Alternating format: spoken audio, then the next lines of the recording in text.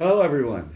I'm talking to you on a very beautiful day. It's a Tuesday this week. You'll get it within a couple days. Sunny, 80 degrees, wonderful spirit. And this weekend, we've already been talking about this, is the great feast of Pentecost. And I want to talk a little bit about that in light of what can be a controversial topic. But what I'm talking about today, I think we can all agree the whole issue of diversity, how we view that, how God views that, what's beautiful about that. So Pentecost really brings this out. I'm going to read a couple quotes. A lot of you are familiar as Christians, those who are, that first Pentecost, the disciples had been in the upper room. They were locked inside because they were fearful of the crowd out and about. And then the Spirit came upon them. It speaks of tongues as of fire. It speaks of the wind blowing and drove them right out into the crowd, where at first they were fearful, and they went out there and started to proclaim Jesus. Now, here's one point that I want to make from Scripture. When they go out there, this is the first reading, at least in all Catholic churches around the world, and this is just a part of the reading, that all the devout Jews from every nation were staying in Jerusalem. And then the great sound, and all of a sudden they hear people speaking in their own language. They were astounded. And here's what these people, because they're coming from, actually the ritual of Pentecost was Jewish, and it brought a lot of people together from different nations. And so here they're together and they're hearing the message in their own voice. And here's what they say: "Are not all these people who are speaking Galileans? Then how does each one of us hear them in his native language? We are Parthians, Medes, Elamites, inhabitants of Mesopotamia, Judea and Cappadocia, Pontus and Asia, Phrygia and Pamphylia, Egypt and the distinct districts of Libya near Cyrene, as well as travelers from Rome, both Jews and converts to Judaism, Cretans and Arabs, yet we hear them speaking in our own tongue of the mighty acts of God." I bring this up. Notice the wonderful diversity there. Yes, they're all coming from a Jewish background, but they're coming from many different nations to celebrate together because they had the commonality that they were Jews. And here they're going to hear from the disciples about Jesus for the first time.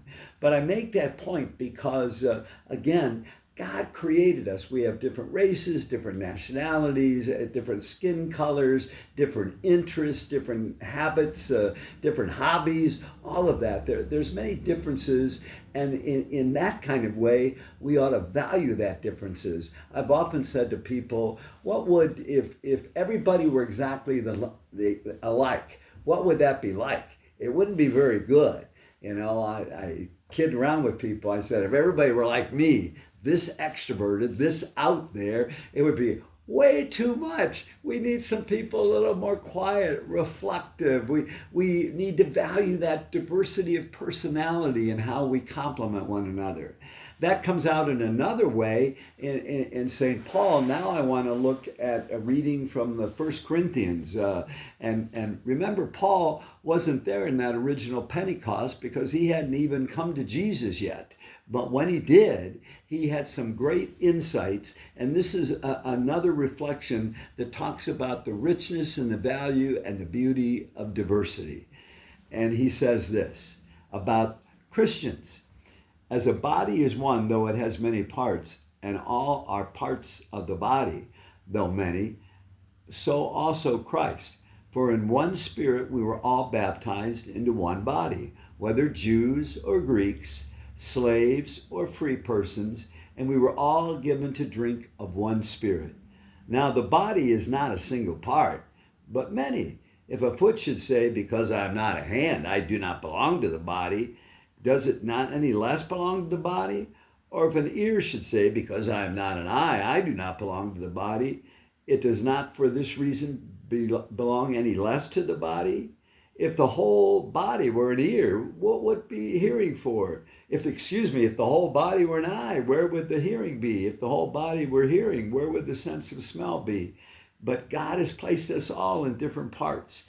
And then it goes on to say that in all of this, so that there may be no division in the body. The different parts help each other out and look out for each other. And then he goes on to say, some people God has designated in the church to be apostles, some prophets, teachers, those doing mighty deeds, those with gifts of healing, assistance, administration, variety of tongues. Do we all do the same thing? No. But then he goes on to say, which I'm not going to read this part, a lot of you are familiar with it. Here's all these differences. Understanding those differences can enrich one another. They can build each other up. They can each contribute toward making our community stronger. But then he does go on to say, after all those differences, I will share with you a still more excellent way. And that's the part, and I'll just read the first part. The excellent way, if I speak in human and angelic tongues, but do not have love, I am a resounding gong or a clashing cymbal. In other words, he goes right on to say, hey, with diversity, we could too often be threatened by one another. Put each other down, saying, I'm better than you. Say, God made me, and I don't know what God did with you. He's saying, with all these differences that can irk us, hey, even in the same family, we get bugged by different personalities. But that's where he says, hey, love's the greatest gift. Love brings us together. So in our differences that we're not hostile to each other, or we're not competitive, or we're not you're like me, and that's too bad. No, we're different, and with eyes of love and with a heart filled, we say, isn't it wonderful that we have all these differences in our family, in our community, in our church, in our nation, in our world? So there's a message in Pentecost about diversity and the gift that it is, and the call to love one another. Too often in our culture today and in our country and our world, those differences can be such that people begin to put each other down or get upset because you don't look like me or act like me or have the same focus that I do. Hey, it's all meant to be gift. And yeah, we can rub each other the wrong way. All the more, we need to be centered in God's love that values one another, lifts each other up, and never puts each other down. Have a wonderful, diverse Pentecost and value this global human family with all its differences.